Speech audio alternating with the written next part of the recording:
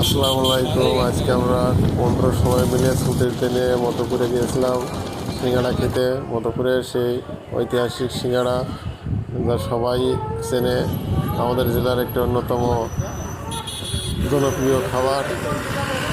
আমাদের ঝিনাইদহ জেলার অন্যতম জনপ্রিয় জায়গা মধুপুর, সবাই যায় সিঙ্গাড়া খেতে। আমরা গিয়েছিলাম, এই তো চলে আসছি আমরা ধীরে ধীরে সিঙ্গাড়ার দোকানের সামনে। সিঙ্গাড়া পেয়েছিলাম, কিন্তু দুঃখের বিষয় যেটা মেন দোকান সেটাই বন্ধ পেয়েছিলাম। কিছু করার নাই, পাশে একটা দোকান ছিল, সেটা থেকে খেয়ে খুশি হয়ে চলে আসলাম। পাশে একটা নদী ছিল, নদীটা দেখতে গেছিলাম, কিন্তু নদীতে কোনো পানি নেই, একবারে শুকাই গেছে। কয়েকজন অল্প পানিতে মাছ ধরছে।